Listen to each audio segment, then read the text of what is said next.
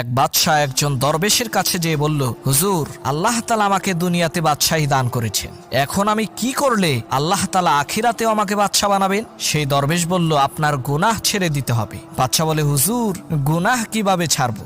দরবেশ বলল, আপনি প্রত্যেক দিন 100 বার মৃত্যুর কথা স্মরণ করবেন। বাদশাহ বলল, ঠিক আছে। 1 মাস পর বাদশাহ আবার দরবেশের কাছে এসে বলল, হুজুর, আমি স্বর্ণের তৈরি তসবি দিয়ে প্রত্যেক দিন 100 বার মরণ মরণ তসবি জপি, তারপরও গুনাহ ছাড়তে পারছি না। দরবেশ বললেন, তোমার তো মৃত্যুর কথা স্মরণ করা একবারও হয়নি, তুমি তোমার বাদশাহী একদিনের জন্য আমাকে দাও, আমি তোমাকে শিখিয়ে দেব কিভাবে মৃত্যুর কথা স্মরণ করতে হয়। বাদশাহ বলল, ঠিক আছে। এবার দরবেশ ক্ষমতায় বসলেন, সিংহাসনে বসেই জল্লাদকে অর্ডার করলেন, বাদশাকে এই মুহূর্তে হত্যা করো। জল্লাদ দৌড়ে এসে বাদশার গলায় ছুরি ধরার সাথে সাথে বাদশা জ্ঞান হারালেন। জ্ঞান ফেরার পর দরবেশ তাকে বললেন, সবেমাত্র একবার মৃত্যুর কথা স্মরণ